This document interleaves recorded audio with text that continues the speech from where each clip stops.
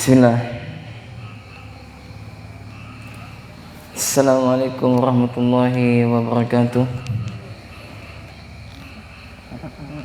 Alhamdulillah, wassalatu wassalamu ala rasulillah wa ala alihi wa sahbihi wa mawalah. Asyhadu an la ilaha illallah wahdahu la syarika lah, wa asyhadu anna Muhammadan abduhu wa rasuluh la nabiyya ba'dah. Alhamdulillah, segala puja dan puji syukur selalu senantiasa kita peruntukkan kepada Allah Jalla wa Ala, yang mana Allah Subhanahu wa Ta'ala masih memberikan limpahan nikmatnya begitu banyak kepada kita. Semoga salam dan selawat senantiasa tercurahkan kepada junjungan Nabi besar kita Muhammad bin Abdullah, kepada keluarganya, sahabatnya, dan juga kepada umatnya yang senantiasa berusaha mengikuti jejak langkah beliau. Jemaah kaum muslimin rahimani rahimakumullah, dan juga kepada sahabat muslim Baker Indonesia chapter Singkawang yang mungkin sedang menyaksikan kajian kami. Kita akan melanjutkan kajian kita Taman Orang-orang Soleh dari kitab Riyadhus Shalihin buah karya Al-Imam An-Nawawi rahimahullah, tentang seputar air mata taubat atau bab taubat. Kita masuk kepada hadis yang berikutnya, hadis yang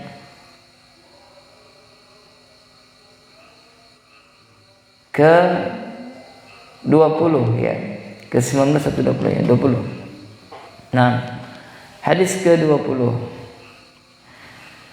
Wa an Zirri ibni Khubaysh qala, ya, dari Zir bin Hubaisi, dia berkata, qala ataitu Sufyan ibn, yakni beliau mendatangi Sufyan bin Assalim radhiyallahu ta'ala anhu, as'aluhu 'anil mashi 'alal khufain, faqala ma jaa'a bika yazir, faqultu ibtigha'ul 'ilm. Nah, jadi ikhwan, ini adalah hadis tentang keutamaan menuntut ilmu, dan juga hadis tentang masalah taubat nanti di akhir daripada hadis yang mulia ini. Maka kata Zir bin Hubaisi bahwasanya beliau pernah mendatangi Sufyan. Sufyan ini salah satu di antara sahabat Nabi.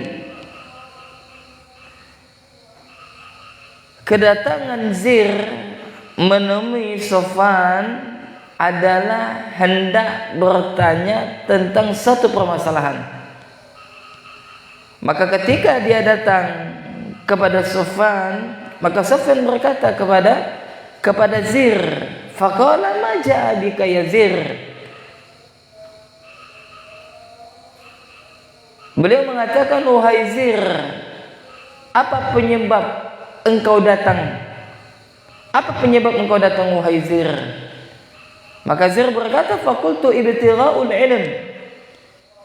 Aku datang menemuimu karena ingin mencari ilmu.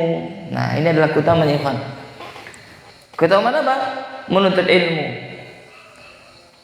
Maka ketika Sufyan bertanya kepada Zir, wahai Zir, apa yang telah membuatmu untuk datang? Nah, seperti itu bahasa kita. Maka kata Zir, aku datang ke sini untuk menuntut ilmu. Faqala, maka telah berkata siapa? Sufyan, ya, bin Asal. Faqala, beliau berkata, innal malaikata tada'u ajnihatiha li talibil ilm ridha bima yatlubu. Subhanallah. Maka kata Sufyan bin Asal ketika Zir menyebutkan kedatangannya tidak lain dan tidak bukan melainkan untuk menuntut ilmu, maka Sufyan bin Asal beliau menyebutkan sesungguhnya malaikat Allah, ya ikhwan, malaikat Allah makhluk yang besar. Dikatakan oleh Rasulullah sallallahu alaihi wasallam bahwasanya malaikat Allah itu banyak jumlahnya, banyak sekali tak terbilang. Hanya Allah yang mengetahui berapa jumlah mereka. Kemudian malaikat Allah ini mereka adalah orang yang taat, yang taat kepada Allah, yang tak pernah durhaka kepada Allah. Dan setiap mereka memiliki sayap. Ada 2, ada 4. Nah, satu sayap itu jaraknya antara timur dan barat. Subhanallah. Sedangkan malaikat Jibril alaihi salam adalah pemimpinnya malaikat. Berapa sayapnya malaikat Jibril? 600 sayap. Besar malaikat Allah. Nah, kata Sufyan, innal malaika, sesungguhnya malaikat meletakkan sayapnya, mengepakkan sayapnya. Ya, sesungguhnya malaikat meletakkan sayap-sayapnya kepada siapa? Li talibul ilm, kepada para penuntut ilmu. Apa sebabnya? Karena malaikat ridha, senang, suka, gembira dengan apa yang telah mereka lakukan. Jadi tidaklah majelis kita ini kecuali apa? Malaikat menaungi kita. Malaikat mengepakkan sayap-sayapnya untuk kita, akan tetapi itu tak nampak. Karena ini adalah perkara gaib. Ya. Maka malaikat akan menaungi seseorang apabila seorang tersebut mereka berada di majelis-majelis ilmu. Ya. Kemudian setelah itu fakultu, ya, maka berkata, siapa di sini berkata? Zir, nam. Innahu qad hakka fi sadri al-mashu 'ala al-khufain ba'da al-gha'iti wal baul. Nah, jadi setelah Sufyan menyampaikan kabar gembira kepada Zir tentang keutamaan menuntut ilmu, maka beliau bertanya kepada sahabat Nabi tersebut. Ya, ini apa? Beliau menyebutkan sesungguhnya aku, yakni Zir maksudnya memiliki keraguan. Jadi sesungguhnya dia ini memiliki keinginan, bukan keraguan. Aku itu adalah keinginan. Sebenarnya saya bergerak, maksudnya di dalam hati saya itu memiliki keinginan untuk al-mashu 'alal khufain, ya, untuk mengusap khuf.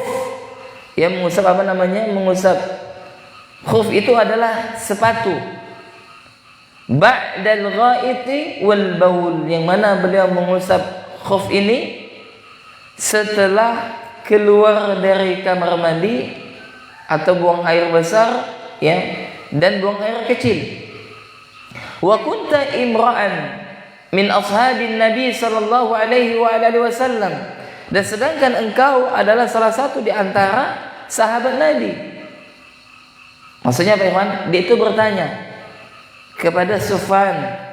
Kenapa dia bertanya kepada Sufyan? Karena Sufyan itu adalah salah satu sahabat yang lebih tahu, lebih faham tentang sebuah permasalahan. Maka beliau pun bertanya kepada Sufyan. Permasalahan tentang apa?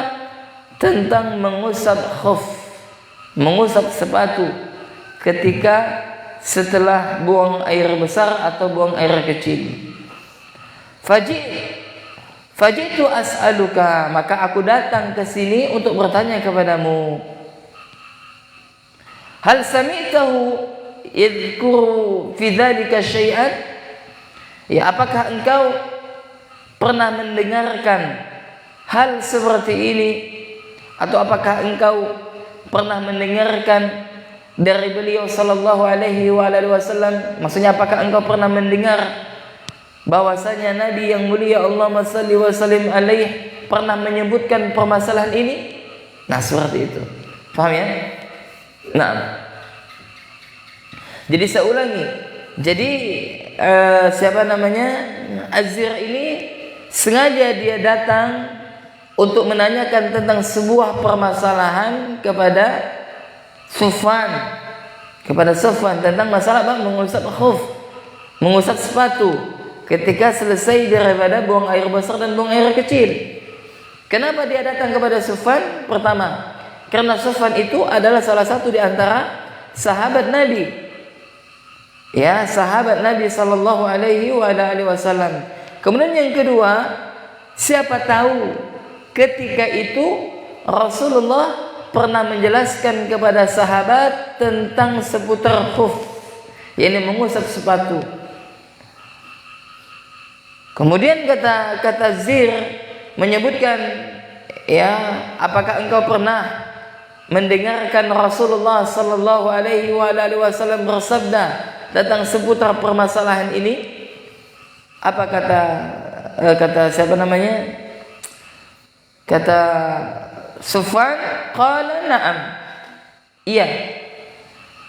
Kunna ma'a Rasulullah sallallahu alaihi wasallam fi safarin. Nah, lalu Sufyan beliau menceritakan kepada Zir bahwasanya suatu ketika beliau pernah safar bersama Nabi sallallahu alaihi wasallam. Ya, jadi beliau pernah melakukan safar bersama Nabi. Fabaina nahnu indahu. Ya, maka kata Sufyan bahwasanya ketika itu kami tak melepaskan khuf. Ya, tak melepaskan khuf. Idza nadahu a'rabi bisautin lahu juhurin, maka ketika itu datanglah seorang Arab Badui. Jadi ketika mereka sedang safar, ya, maka mereka sahabat yang menggunakan khuf, mereka tidak melepaskan sepatu khufnya selama 3 hari. Maka ketika itu datanglah siapa? Arab Badui. Yang mana Arab Badui tersebut memanggil Nabi yang pertama dengan suara yang keras, dan yang kedua langsung memanggil nama. Belum mengatakan ya Muhammad, wahai Muhammad, dengan suara yang keras, ya ikhwan.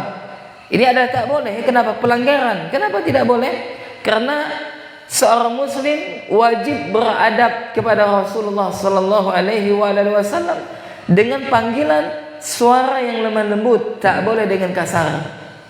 Nah, sedangkan Arab Badui ini memanggil Nabi dengan suara yang keras. Dia mengatakan ya Muhammad.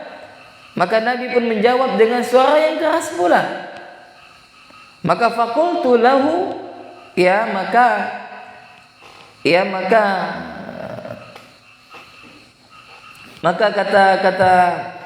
kata Sufyan bahwasanya orang Arab Badui itu bertanya kepada Nabi ya Muhammad dengan suara yang keras, maka Rasulullah sallallahu alaihi wasallam pun menjawab dengan suara yang keras pula. Ya, maka sebagian sahabat ketika itu mengatakan haum. Ya. Ini apa? Celaka engkau. Kenapa? Karena yang engkau panggil itu adalah Nabi, dan kami dilarang untuk memanggil beliau dengan nada yang tinggi, suara yang keras. Maka lelaki tersebut dia dipanggil oleh Nabi sallallahu alaihi wasallam, kemarilah. Maka dia bertanya tentang apa? Tentang seputar permasalahan, yakni tentang permasalahan kiamat. Kemudian dia bertanya kepada Nabi sallallahu alaihi wasallam, tentang apa? Tentang seputar permasalahan intinya. Dia bertanya kepada Nabi sallallahu alaihi wasallam tentang berbagai permasalahan. Maka beliau berkata kepada Nabi sallallahu alaihi wasallam, ya, siapa? Ini Arab Badui tersebut. Dia bertanya kepada Nabi sallallahu alaihi wasallam, apa kata beliau? Al-mar'u yuhibbul qaum wa lamma yalhaq bihim. Ya, beliau bertanya kepada Nabi sallallahu alaihi wasallam, apa pertanyaannya, ikhwan? Ada orang mencintai sesuatu golongan, tetapi orang tersebut tidak bersamainya. Ya, bahwasanya apa? Orang tersebut tidak dapat menyamai mereka. Ya, maksudnya apa? Ada seseorang, ya, ada orang mencintai satu golongan, lantas dia yang mencintai ini tidak dapat menyamai orang yang dia cintai. Paham ya? Ya, ini maksudnya apa? Dalam hal perbuatan amal, ya, dia itu tidak bisa menyaingi orang yang dia cintai. Nah, sedangkan orang tersebut sangat mencintai, ya, golongan tersebut.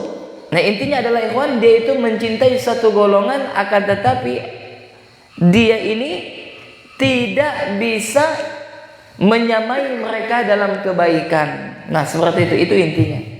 Maka kata Nabi sallallahu alaihi wasallam, al-mar'u ma'a man ahabba yaumal qiyamah. Maka kata Nabi sallallahu alaihi wasallam, seseorang itu dapat bersama atau dapat menyertai orang-orang yang mereka cintai pada hari kiamat nanti. Maksudnya apa? Mereka akan dikumpulkan bersama dengan orang yang mereka cintai. Nah, ini adalah sebagaimana hadis yang pernah ditanyakan oleh salah seseorang yang diriwayatkan oleh Anas bin Malik ketika ditanya, ya Rasulullah, mata sa'ah? Ya Nabi, kapan terjadi kiamat? Maka Nabi mengatakan, apa yang telah engkau siapkan tentang kiamat tersebut? Maka dia mengatakan, tidak ada sesuatu yang aku siapkan kecuali kecintaan Allah dan Rasulnya. Maka kata Nabi, engkau akan bersama dengan orang yang kau cintai. Nah, maksudnya seperti itu. Ya, nah. Kemudian demikian yang dapat kami sampaikan. Ya, ini hadisnya bersambung karena lumayan panjang. Karena waktu sudah jam 5, waktu kita sudah selesai, dan insyaallah kita lanjutkan pada pertemuan halaqah yang ke-29 bismillah. Maka kesimpulannya adalah daripada hadis ini, walaupun belum selesai, yang pertama, hendaknya kita bertanya kepada seseorang apabila kita tak tahu tentang sebuah permasalahan. Kedua, bertanyalah kepada ahlul ilm, kepada orang yang mengetahui, yang berilmu, bukan orang yang jahil. Kemudian yang ketiga, hendaknya kita senantiasa memberikan motivasi, memberikan semangat kepada sahabat-sahabat kita yang sering datang ke pengajian, yang sering aktif ke majelis ilmu, dan jangan sampai kita membuat dia lari daripada majelis ilmu. Dan yang terakhir adalah bolehnya kita mengusap khuf ketika kita dalam keadaan safar. Batas waktunya adalah 3 hari dengan syarat apabila kita bersuci, ya, apabila kita sebelum menggunakan khuf tersebut sudah dalam keadaan bersuci. Demikian dapat kami sampaikan, mudah-mudahan bisa difahami dengan baik dan benar. Kita cukupkan sampai sini. Subhanakallahumma wa bihamdika, asyhadu an la ilaha illa anta, astaghfiruka wa atubu ilaik. Assalamualaikum warahmatullahi wabarakatuh.